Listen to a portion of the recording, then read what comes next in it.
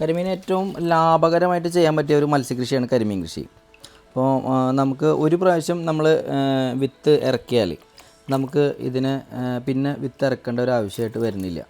ഏതൊരു കൃഷിയായാലും ഇപ്പോൾ വാഴ ആയിക്കോട്ടെ, ചീര ആയിക്കോട്ടെ, എല്ലാത്തിനോടും സമ്മിശ്രമായിട്ട് ചെയ്യാൻ പറ്റിയ ഒരു കൃഷി രീതി കൂടിയാണ് മത്സ്യകൃഷി.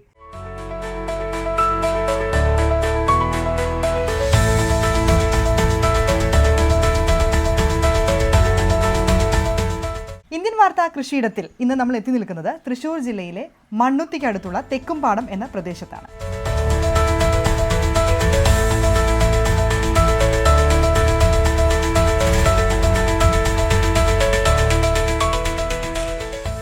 ഞാൻ ഫിഷറീസിൽ അക്വാകൾച്ചർ കോർഡിനേറ്റർ ആയിരുന്നു.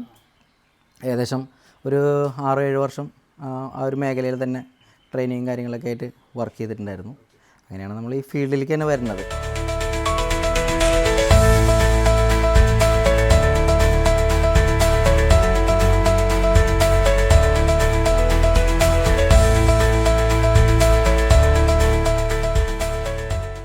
വിയറ്റ്നാം കോയി എന്നറിയപ്പെടുന്ന ഒരു ഐറ്റമാണ്. നമ്മുടെ ഇവിടെ നാട്ടിലുണ്ടായിരുന്ന കരിപ്പിടിയുടെ പുതിയൊരു വെറൈറ്റി കൂടിയാണ്. ഇത് ഏകദേശം ഒരു 1/2 കിലോ തൊട്ട് 1 കിലോ വരെയൊക്കെ സൈസ് വരുന്ന മീനാണ്. ഇത് എയർ ബ്രീത്തിങ്, അന്തരീക്ഷം വലിക്കുന്ന മീനാണ്.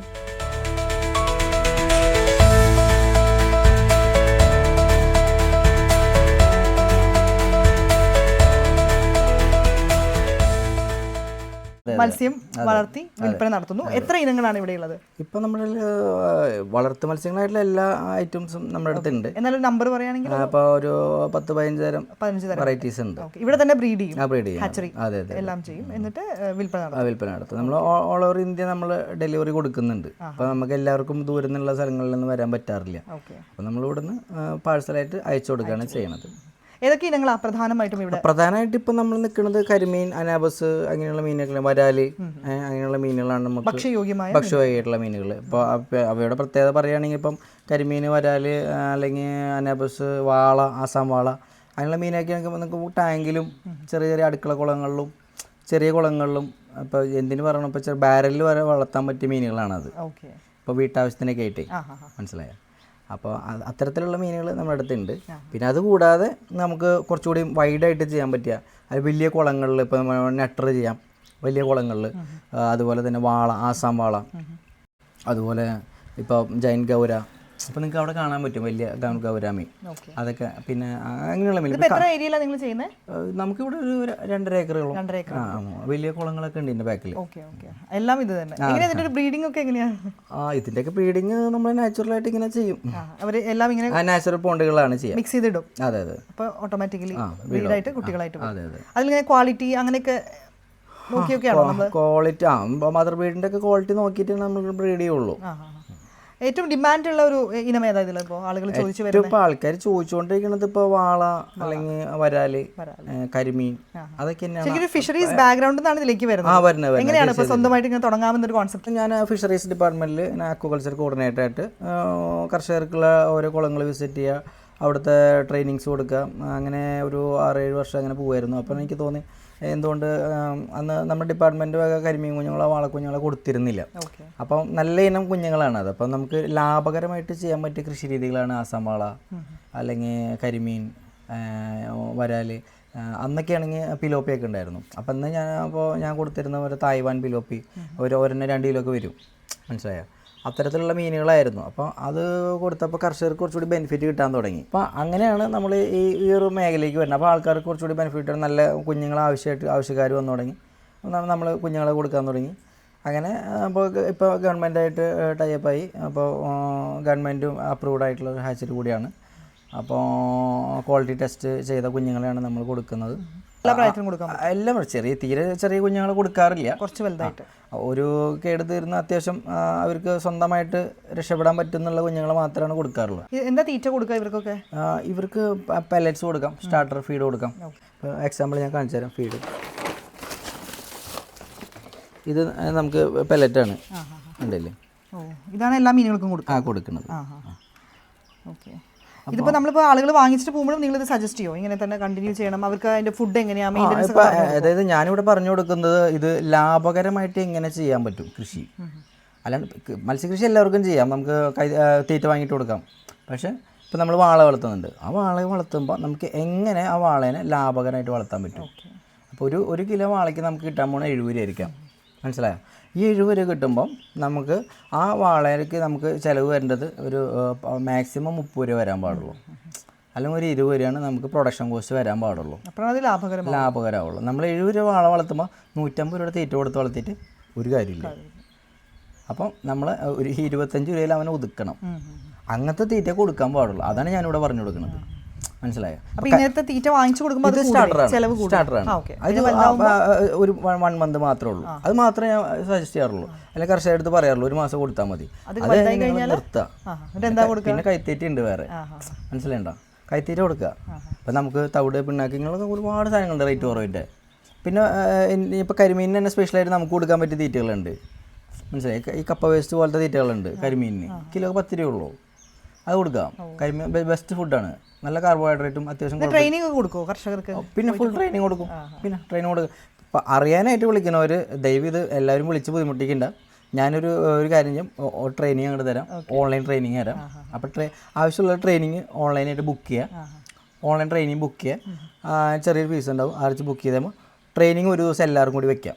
ശരിക്കും ഏറ്റവും ആദായകരമായിട്ട് വളർത്തി വിൽക്കാൻ പറ്റിയ മീൻ ഏതാ? വിൽക്കാൻ പറ്റിയ മീനുകൾ ഞാൻ പറഞ്ഞപ്പോൾ വരാൽ ആദായകരമായിട്ട് വളർത്താൻ പറ്റും. എത്ര മാസം കൊണ്ട് അത് കിലോന് ഒരു 250 മുതൽ 350 രൂപ വരെ വില കിട്ടുന്ന ഒരു മീനാണ് വരാൽ. എത്ര വരും? അത് എങ്ങനെയാണ് 700 ഗ്രാം തൊട്ട് 1 കിലോ വരെ വളർച്ച വരുന്നുണ്ട്. എത്ര മാസം കൊണ്ട്? അത് 6 മാസം കൊണ്ട്. 6 മാസം. ശരിക്കും ഒരു മീൻ വളർത്താൻ അത് നമുക്കൊരു വിൽപ്പനയ്ക്ക് തയ്യാറാവാൻ എത്ര മാസം എടുക്കും സാധാരണ? 6 മാസം. ഓരോ മീനും ഓരോ പ്രത്യേകതയാണ്. കരിമീനെ സംബന്ധിച്ച് പറയുകയാണെങ്കിൽ ഇപ്പോൾ ഏകദേശം ഒരു 8 മാസം, ഒരു 10 മാസം ഹാർവസ്റ്റിംഗ് ടൈം വരുന്നത്. വരാലിനെ സംബന്ധിച്ചാണെങ്കിൽ ഒരു 6 മാസം. നമുക്ക് മിക്സ് ചെയ്തിട്ട് വളർത്താൻ പറ്റുമോ? അത് ഇങ്ങനെ സെപ്പറേറ്റ് തന്നെ വളർത്തണം? അങ്ങനെ അത് എല്ലാം മിക്സ് ചെയ്ത് വളർത്താൻ പറ്റുന്ന മീനുകളാണ്. ഇപ്പോൾ ഞാൻ പറയുകയാണെങ്കിൽ ഇപ്പോൾ വരാലിൻ്റെ കൂടെ തന്നെ കരിമീൻ വളർത്താൻ പറ്റും, മനസ്സിലായോ? അപ്പോൾ നമ്മൾ ഇൻഡിവിജ്വലി വളർത്തുന്നതാണോ മിക്സ് ചെയ്ത് വളർത്തുന്നതാണോ നല്ലത്? ചിലവർക്ക് മിക്സ് ചെയ്ത് വളർത്തുന്നതാണ് താല്പര്യം. അപ്പോൾ ചിലവർക്കാണെങ്കിൽ ഇൻഡിവിജ്വൽ. ഇപ്പം ഞാൻ ഒരു എക്സാമ്പിൾ പറഞ്ഞത്, ഇപ്പോൾ ഒരു സെൻറ്റിൽ നമുക്ക് വേണമെങ്കിൽ വരാലിനെ ഒരു 1000 എണ്ണിട്ട് വളർത്താൻ പറ്റും ഒരു സെൻറ്റിൽ. അപ്പോൾ നമ്മളിപ്പോൾ മിക്സ് ചെയ്ത് വളർത്തുകയാണെങ്കിൽ ഇപ്പോൾ ഈ 1000 എന്നുള്ളത് നമുക്കൊരു 500 ആക്കേണ്ടി വരും. അവിടെ ഡെൻസിറ്റി കുറയ്ക്കേണ്ടി വരും, അല്ലെങ്കിൽ അവർക്ക് ഓക്സിജൻ കിട്ടില്ല, കരിമീനിന് ഓക്സിജൻ കിട്ടില്ല. അങ്ങനത്തെ പ്രശ്നം. അപ്പോൾ അതിന് നല്ലത് 1000 വരാലിനെ സംബന്ധിച്ച് നമുക്ക് ഒരു സെൻറ്റിൽ 1000 ഇട്ടാലും ഇവർക്ക് ബ്രീത്തിങ് അന്തരീക്ഷം വലിക്കാനുള്ള കഴിവുണ്ട്. കരിമീൻ അതില്ല, ഓക്സിജൻ പ്രശ്നം. അപ്പോൾ എന്താ വെച്ചാൽ നമ്മൾ 1000 കൊണ്ടിട്ട് കഴിഞ്ഞാൽ അവർക്ക് ശ്വാസം മുട്ടും, അവർക്ക് അതിനുള്ള കപ്പാസിറ്റി ഇല്ല. അത്തരം കാര്യങ്ങളൊക്കെ നോക്കണം, ശാസ്ത്രീയമായി തന്നെ വളർത്തണം. ഇതിന്റെ കുറെ കാര്യങ്ങളുണ്ട്, ലാഭകരമാവും. അതെ. ഇപ്പൊ വാള നമ്മളിടുമ്പോൾ 1000 ഇടാൻ പാടില്ല. വാള നമ്മളൊരു 400 ഒരു സെന്റിൽ 400. പിന്നെ ഈ വെള്ളം ഇങ്ങനെ, പിന്നെ അതേപോലെ അല്ല, അത് മാത്രമല്ല, ഓരോ വെള്ളത്തിന്റെ ക്യൂബിക് മീറ്ററും കൂടി നോക്കണം നമ്മൾ. അതായത് ഇതിന്റെ ആഴം വളരെ പ്രധാനപ്പെട്ട ഘടകമാണ്. അതായത് ഇപ്പോൾ നമ്മളിപ്പോൾ ഒരു സെന്റിൽ 1000 ഇട്ടു എന്ന് പറഞ്ഞിട്ട് കാര്യമില്ല, അത്രയും വെള്ളം ഡെൻസിറ്റി വേണം. ഞാനെപ്പോഴും പറയുന്നത് വാട്ടർ ക്വാളിറ്റി മെയിൻറ്റെയിൻ ചെയ്യാം, ഒരു അസുഖം വരില്ല. നമ്മൾ അസുഖം വന്നിട്ട് ചികിത്സിക്കാൻ നല്ലത് വരാണ്ട് നോക്കണതാണ്. ഓൺലൈൻ ട്രെയിനിങ്സ് കൊടുക്കുന്നുണ്ട്, ഇവിടെ വന്നിട്ട് പഠിക്കുന്നവരുണ്ട്, വന്ന് പഠിക്കുന്നവരുണ്ട്.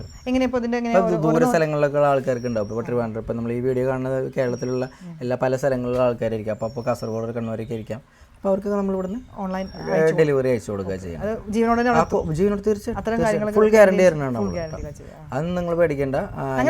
അതിന് ചെറിയൊരു കൊറിയർ ചാർജ് ഉണ്ടാവും, ഫ്രീ അല്ല. മിനിമം പർച്ചേസ് ഒക്കെ ഉണ്ടോ? അങ്ങനെ മിനിമം ഒരു 100 പീസെങ്കിലും എടുക്കാം.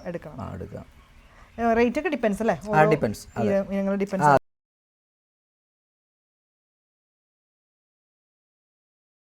ഇവിടെ ഇഷ്ടം പോലെ നമ്മൾ കേരളത്തിനെ സംബന്ധിച്ച് പറയുകയാണെങ്കിൽ ഇഷ്ടം പോലെ ജലസ്രോതസ് ഉണ്ട്. ഇത് ഭക്ഷിക്കാനുള്ള മാക്സിമം യൂട്ടിലൈസ് ചെയ്യുക ഇന്ത്യയിൽ തന്നെയാണ്. 10 കണക്കിന് ഇവിടെ പ്രൊഡക്ഷൻ ചെയ്യാൻ. അപ്പം നമ്മളത് മാർക്കറ്റ് ചെയ്ത് കൊടുക്കുന്നുണ്ട്.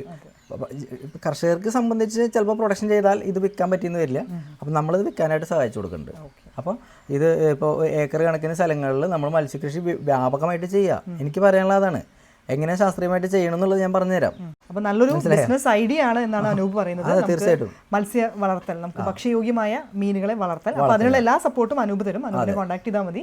ഒപ്പം നമുക്ക് ഇത് വീട്ടിൽ എങ്ങനെ സെറ്റ് ചെയ്യാം, അത്തരം കാര്യങ്ങൾ ഇവിടെ അതിന്റെ വിപണി വരെ അദ്ദേഹം ഒരുക്കി തരും എന്നാണ് പറയുന്നത്.